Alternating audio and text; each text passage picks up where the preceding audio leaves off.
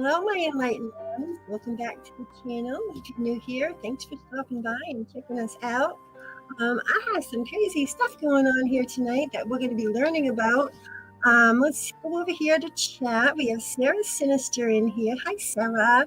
And we have Natalie from Whispers in the Realm of Darkness. I hope I said that dramatically enough. Erin's Picks. Good to go. I know Jasmine can't be here because she has a thing with her daughter tonight, but she's going to watch later. So we love you, Jazz. You do what you got to do, girlfriend. Penny, welcome back. And anybody else who comes along and stumbles on in, great to see you all. So Janus, this is going to be fun learning about Janus. I actually learned some great information. I love doing these classes because I only not just share knowledge, I gain knowledge, and I feel like I'm Odin. So it's kind of cool to learn about different religions and different cultures and stuff. And I've always been into this. So Janus is a really great person to start with tonight. I'm going to say right here, this is Janus. Janus was the god of time. In some accounts, he is described as a deity who is old as time itself. What this means is that Janus was present at the beginning of creation. The beginning of creation. That's insane. Okay, back to Janus. All right, making him the master of time. Some ancient texts state that Janus had to be present in order for the gate of heaven to be attended to. He does not let anybody into heaven. It's not worthy.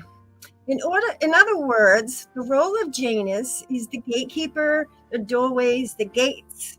Applies to the gates in heaven and also the gates here on earth. That's not too heavy. Okay, so Janus, I kind of feel kind of a kindred spirit with Janus because this is what I do. I go into people's houses, I cleanse their houses, I put up barriers and I block doorways and I do all these lovely things just in a smaller scale, no comparison, of course. So Janus, well, as it seems, the ancient Romans had a god and goddess for everything. Poseidon, god of the sea. Venus, goddess of love and beauty. And Apollo, god of the sun. Just to name a few, other well-known Roman gods include Jupiter, Saturn. Saturn, I found out, is Janus's brother. So that's kind of interesting. Mercury. Now, keep in mind, as I said in other classes, there is a consciousness to planets. Mother Gaia is the consciousness of Earth. Venus is of Venus. Saturn, of course, is Saturn. But you understand where I'm going with this. I know the sun is Helios or Ra, but it's the same being, just a bunch of different names. And it's like, they know who they are. That's all that matters. So let's see. Jupiter, Mercury, Mars, Neptune, Orcus, Sirius, Juno, Luna, Diana, and Vesta. All right, Vesta. And this is going to bring us to the Vesta Virgins. Ooh, that's crazy. And then there's Janus, a lesser known god, but arguably one of the most important gods. In Roman mythology, I'm going to show you this. Janus, the mythical ruler of Latium. Latium is a place in Italy. He was responsible for the Golden Age. And this is so important to me to do this class. And the reason why is because we're going back to the Golden Age right now. So this is really kind of poignant, what's going on here. He brought back the Golden Age, money and agriculture to the area. He is associated with trade, streams, springs. He could have been an early sky god. Zeus is a sky god. In fact, one of the informations I'm going to share with you tonight is incorrect, and I'm going to fix it now. It says that Janus was the father of Zeus. That's not true. The father of Zeus is Cronus. So anyway, so I thought that was interesting. So let's jump back into here. Okay, we did that one. Okay, cool. All right. In Roman mythology, Janus was the god of doors, gates, and transitions. Janus represents the middle ground between both concrete and abstract dualities, such as life and death, beginning and end, youth and old, rural and urban, war and peace, and barbarism and civilization. So this is kind of cool. I'll take that one down for a second. I'm going to just jump over the chat just to make sure if there's anybody else new in here, just to say hi. Hi, Penny. Let's see here. And come down to the end here. Ash, welcome, Ash. Great to have you. Julie, yay. The gang's all here, so that's exciting. So Janus was known as the initiator of human life. He transforms between stages of life, and this is why you will see him often with two heads, one young, one old, because remember, he's that duality thing going on there, okay? He stages of life, he shifts from one historical era to another.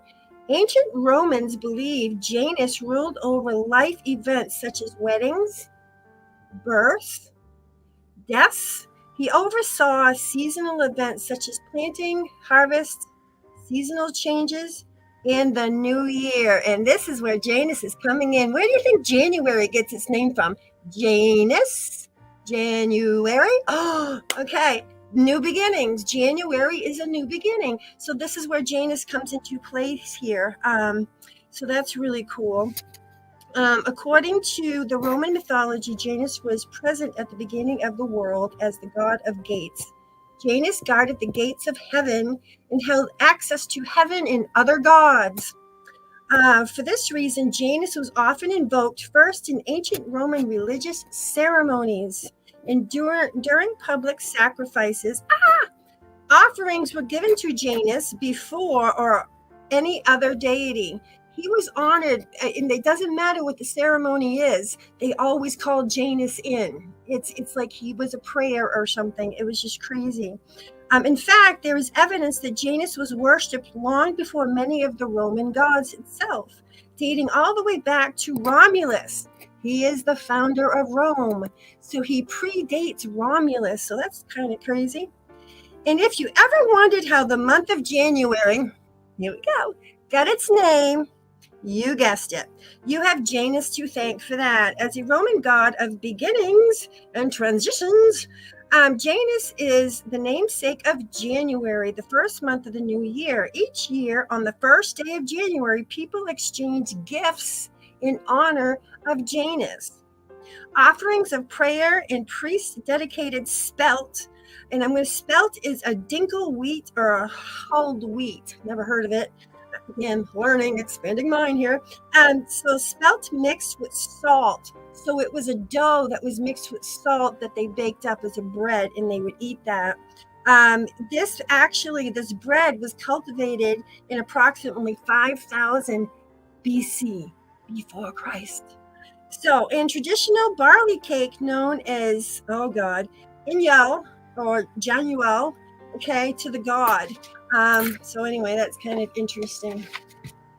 So, Roman distribution, new gifts, they gave dates, not as in this is my date, as in fruit, the date, figs and honey to their friends and hoped that the new year would turn out to be sweet, as well as coins in a sign of hope and prosperity. What is the Janus coin?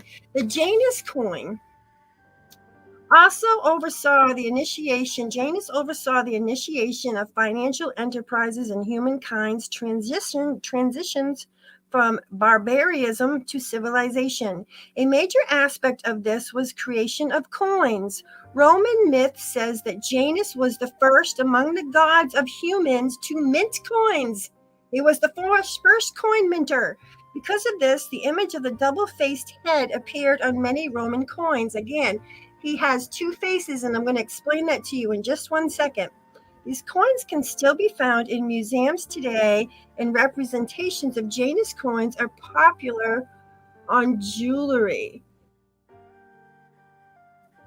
Okay, so Janus, god of doors, kept the gate of heaven, so that became the god of doors in the gates. He was very important because the house is only as strong as its doors.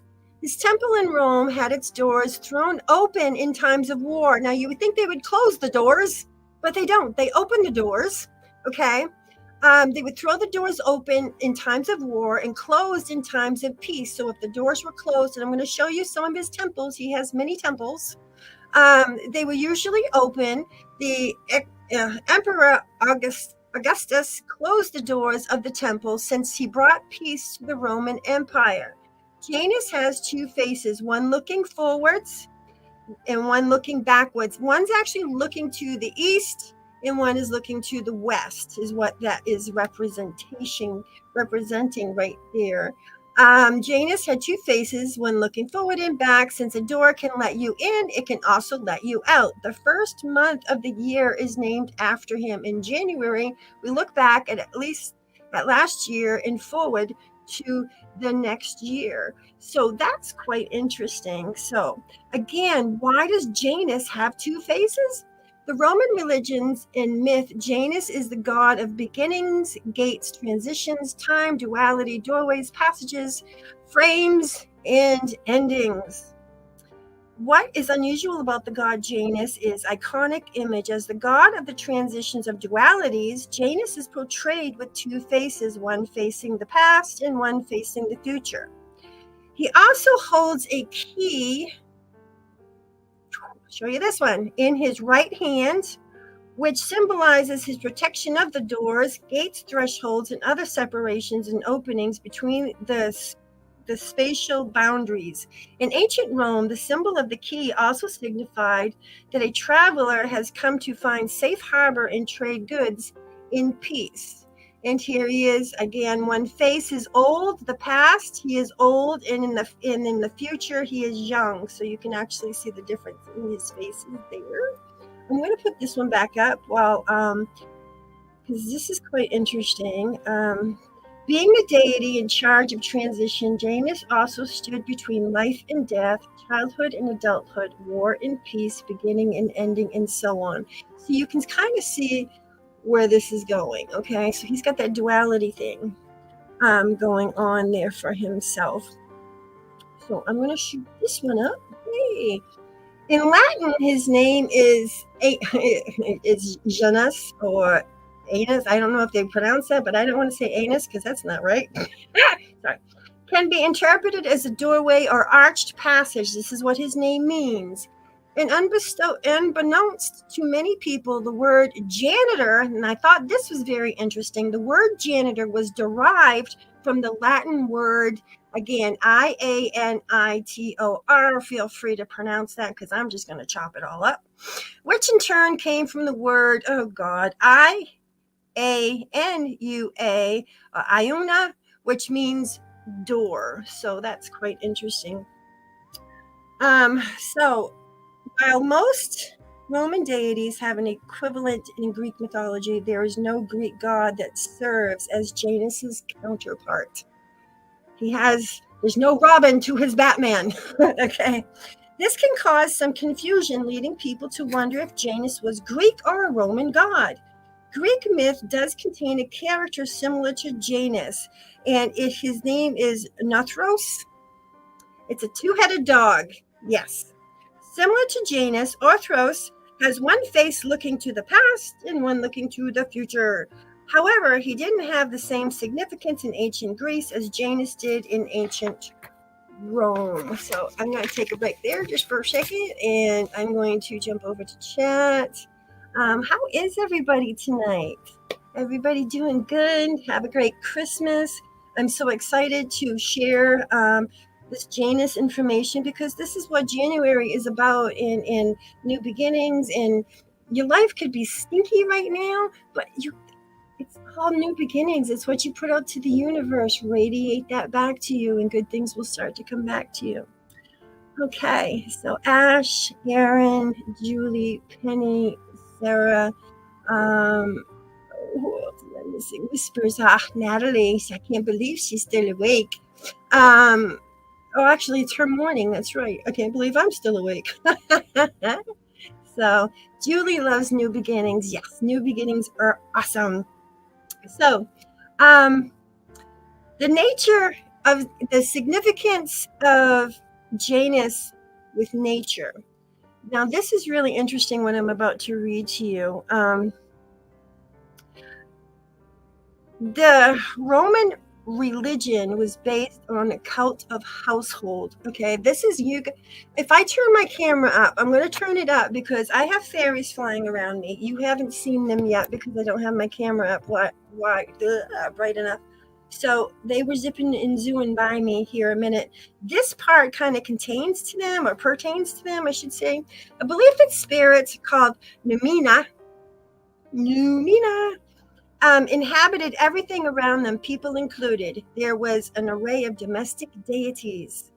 Vesta, the spirit of hearth, later to be associated with the Vestal versions. Penates, the guardians of the pantry, later protectors of the Roman state. Lar familiaris, the spirit of the cultivated land, also the guardian of the family fortune.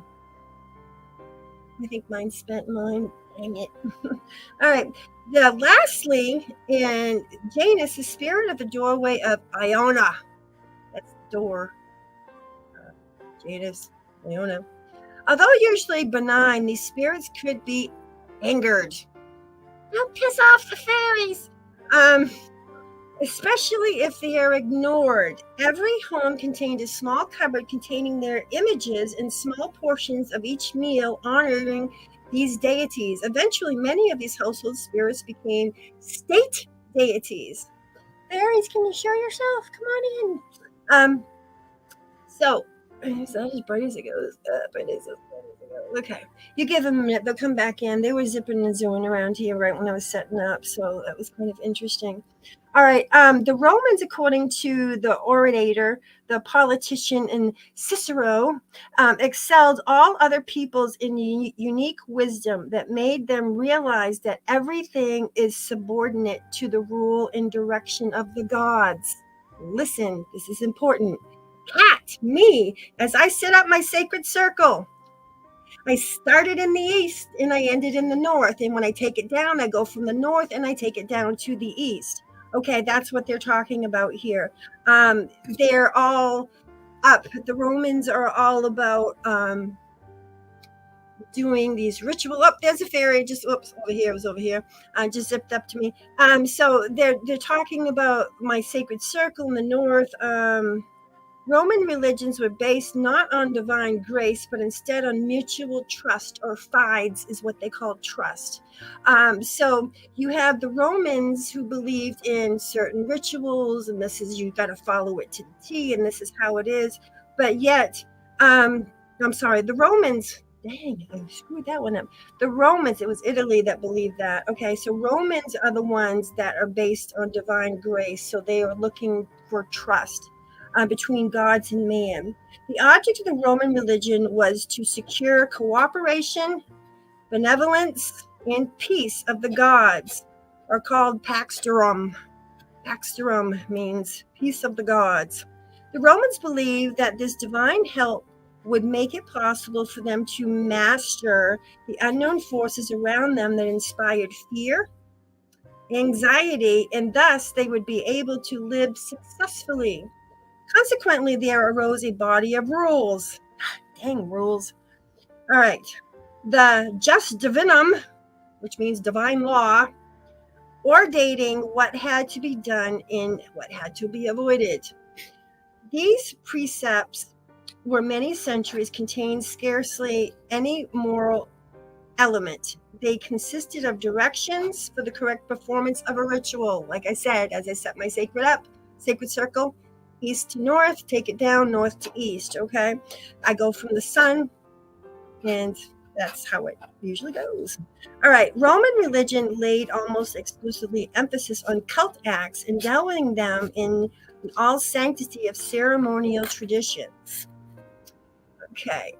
Janus was one of the earliest of the Roman deities, sometimes referred to as the god of gods. Others equated him with the Etruscan god Culsons. Boy, I'm being tested again. However, there are at least two noble myths concerning this origin, and according to both, unlike Roman and Greek gods, Janus actually lived. He was a human being that was lived, and he turned into a god. That's pretty cool. I'm working on that myself. All right, just kidding. All right. So, in his first myth about Janus, he ruled alongside an early Roman king named Camillus. Okay. After Janus was exiled, yes, out from Thessaly, a province in northern Greece, he arrived in Rome with his wife Camille and children. The most notable being Tiberinus. Oh gosh, I'm screwing this up. Tiberinus. This is the god of the Tiber River. You've heard of that. Shortly after arriving, he built a city on the west bank of the Tiber named Janiculum. I name everything after him. Following the death of King Camillus, upon his own death, Janus was treated as a god, and Janus ruled Latium, which is part of Italy, all right, central Italy, peacefully for many years. He supposedly received Saturn, that's his brother, when the god was driven from Greece. Saturn bestows upon him the ability to see the past and the future. So his brother was also exiled, and he gave him a place to come and stay. And in exchange for that, he gave him the gift of seeing the past and the present. That's pretty cool. Being in two places at the same time. All right. Okay. The next myth is has present time in Romulus, the founder of Rome. Following Romulus's kidnapping of Sabine women, Rome was attacked. As the enemy, under the leadership of Titus, scaled the walls of the city, Janus launched a powerful jet spray. Remember, he's in charge of springs. Jet spray of water and forced them to retreat.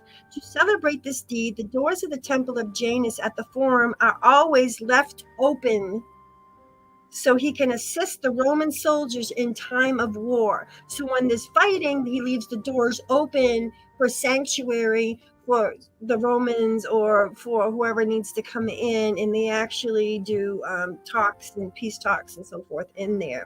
Allegedly, Romulus established a cult honoring Janus. All right, I am going to mention Hecate here. You've heard me talk of Hecate. She is the keeper of magic. She is the keeper of the crossroads. She actually has 3 phases. She's known as Maid, Mother, and Crone in the moon phases. She's also in charge of the black sun, which is the last dimension your soul goes through to be purified so you can go on to bigger and brighter places. So I am going to mention Hecate. She is thunder wielding. Okay. I have been told that Zeus is her father, so I'm mentioning her now because I work with her. She's amazing. She actually can control demons. She actually brings lost souls that are not worthy to go where they need to go, and she takes them down to Hades in the underworld. There was another fairy that just went right through here.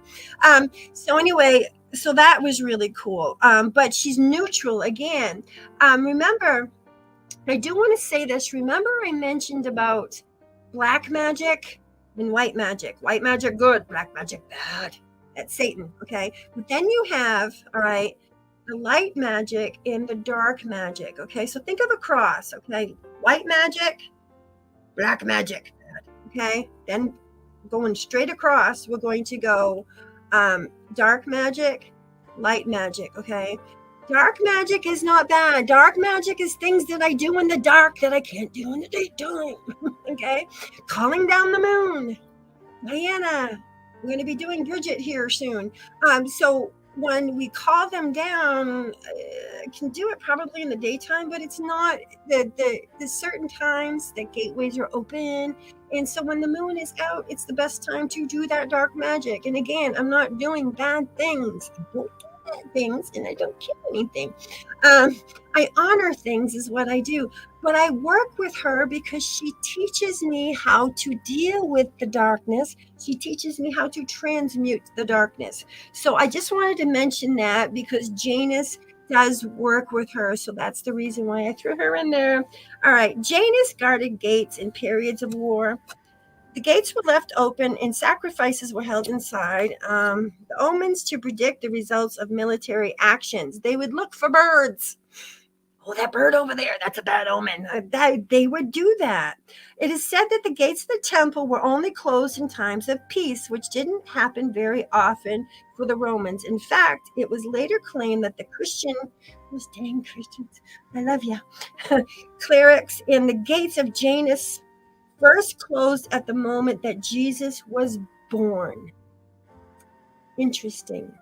And Janus guards that gate, okay, in making peace here on earth. Oh, that's some more work to do, Scooby-Doo. As a god of change in the transition from past to present to future, Janus is sometimes considered a deity of time.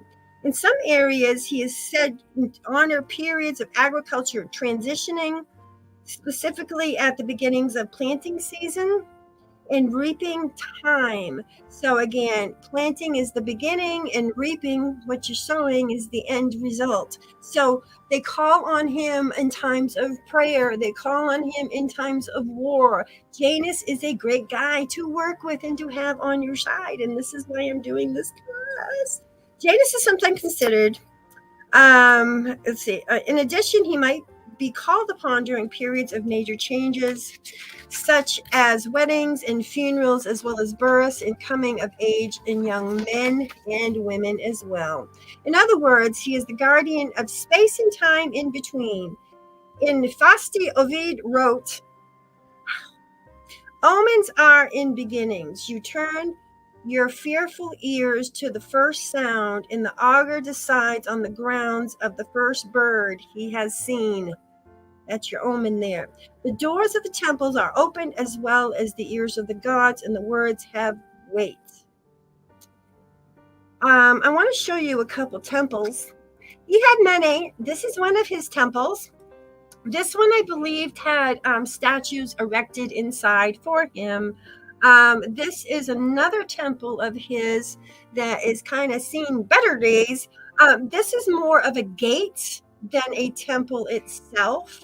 So that one's kind of interesting. In this one, and as I said, the doors are open during times of war and they close the door during times of peace. And you can see this is an entry point to get into the city. So Janus was in control of that. I thought this was interesting here. They have hymns. Yes, hymns. I have a beautiful hymn. I love it. It's very enchanting, and I'm going to read it to you in a moment. So I hope I'm not boring you. I'm going to tell you ways to protect your home by using Janus. So that's really cool. Hi, Jasmine. Welcome, sweet pea. Glad you can make it. So I'm going to go over this. This is one of the hymns on Janus. This isn't the one that I like. The one I have is in my hand. So, hail many named mother of gods, whose children are fair. Hail mighty Hecate, and this is why I mentioned Hecate of the threshold. And hail to also forefather Janus, imperishable Zeus. Hail to the Zeus most high.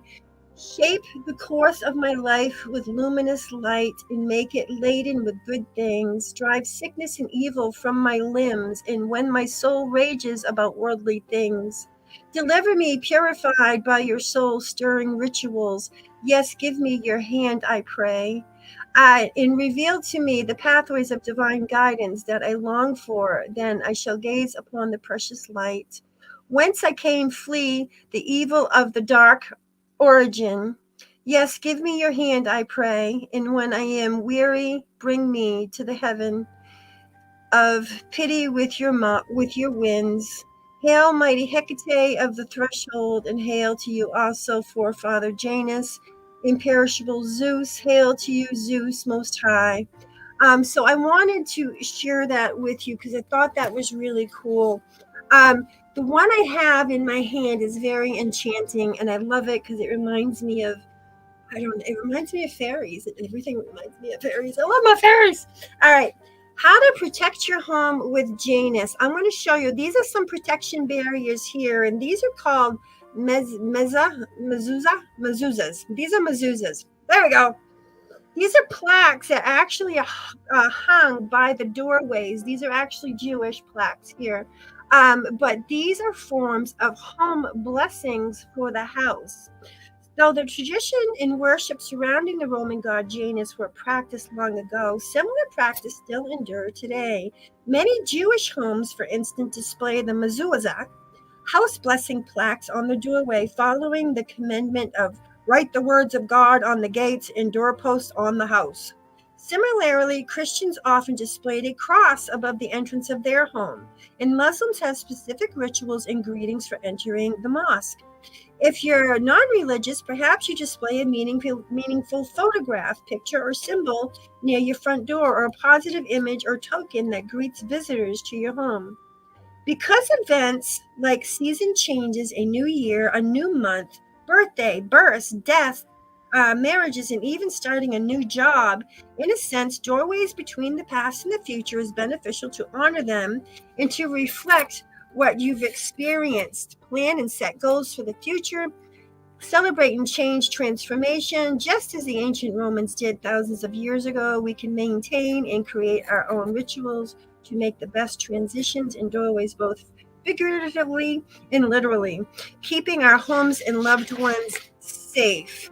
Um, as I said, I go in and I smudge houses, but putting salt, brick dust, you can put brick dust on your doorway and just put a mat over it so people don't, when they come and go in the house, they don't sit there and break that. The bell and bag thing that we made, that's a great video. That's another wonderful thing. Everything, oh, did you see that? It went right up. I'm backwards here. It just went right up straight here. So all these beautiful things you can do to keep your house safe. I have a fountain. I bless the water in the fountain and then it spews water out into my house. That's blessed. That's crazy. Little tiny things that you can do. You can put 4 bowls of salt in the 4 corners of your room once a month, throw it out, put it safely out in the trash, not on vegetation, of course, or use it for something else. But do keep in mind that the salt absorbs negativity. So there's negativity in that salt. You can do the salt and vinegar jars. You can do a salt burn. Penny's in chat here. She actually taught me how to do a salt burn. I was not aware of a salt burn.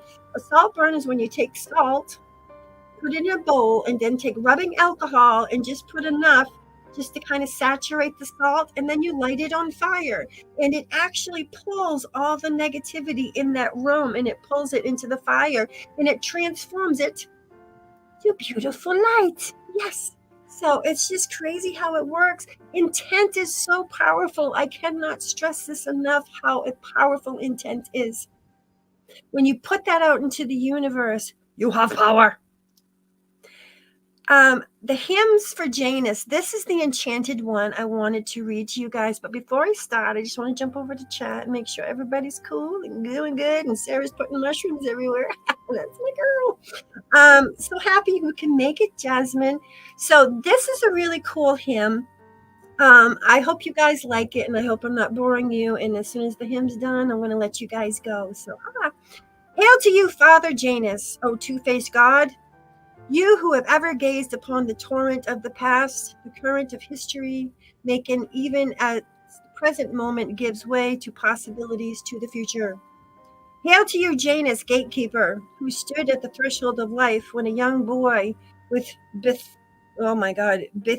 fell into the Nile, who closed the door to the land of life and guided the boy's car through the threshold of death. Hail to you, Janus, god of gods, father of gods and men, who before Saturnus landed by ship upon your verdant shores, was time, the lord of time, the ever-moving ebb and flow of time, the pinpoint where the currents of time meet and join, and they are all still. It was in that moment that you encountered Antinous, beloved Hadrian, saw the beautiful face which would soon unmoor the moon herself, and gave you pause. Here was a young spirit that embodied many of your own qualities. Father Janus, not a boy, not yet a man, a flowering plucked in the fullness of his youth, a humble mortal, but touched with the seed of divinity, a man becoming a god, a native, a citizen, a stranger, a god of lands, but none to call his true home. Beloved of the Emperor of War, loving Rome, but no, but one who sought to finally close the gates of your two-faced temple passage.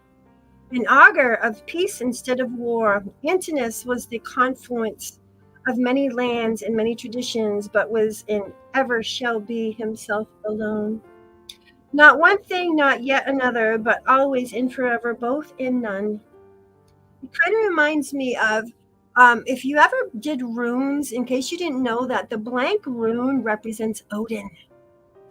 Odin is actually the hangman in the tarot deck. Okay, he gave away his eye for knowledge. Okay, and when he was hanging from the tree of life, Yggdrasil, he saw the runes appear in the water. That blank rune represents Odin. That blank rune represents fluid future. You can change it, you can mold it, you can create what you want with your future. So that's what that represents. I just wanted to share that. All right.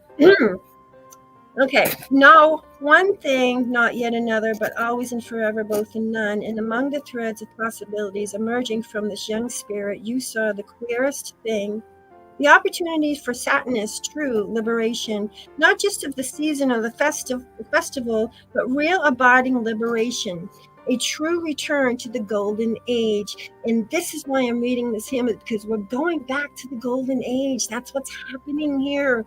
Everybody's opening up spiritually. Everybody's being enlightened. People are going through dark night of the soul. I have people here in chat that have gone through it. I've gone through it. It was hell. Okay. And like the stranger God who came to Latimus shores so long ago, here was a God that would tear away the fetters that bind and constrict the populace. So he sets people free. So that's really cool. I'm almost done. I'm going to change page. It's like trying to get a bag at the grocery store. You know what, your fingers. All right. So here was a God that would guide his people to the realms of wisdom. Here was a God that would defeat the Acrons and the Masters, defeat every enemy of love. So in the moment, pregnant with possibility, you smiled down at the young spirit before you and offered him a jar of fresh honey, knowing that the taste of honey at the journey's beginning would ensure the sweetness that follows its wake. Hail to you, Father Janus, God, for the omens and auspicious beginnings.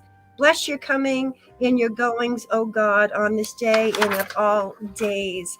Thank you, Janus, for the month of January. Thank you, Janus, for new beginnings. Thank you, Janus, for giving us light in the darkness, enlightenment in the darkness. I want to thank you guys, really. I love hanging with you guys. I really do. I hope that was kind of a wordy thing. I'm working on next week's class. I do have it set to go up. Unfortunately, my mother is going in for her surgery that Thursday. So if by chance I can't put that one up, I will go ahead and I'll probably record a class and just set it out there for you guys so you actually can watch it. So I probably will not be live next week. I will be taking care of my mother. She is having open heart surgery.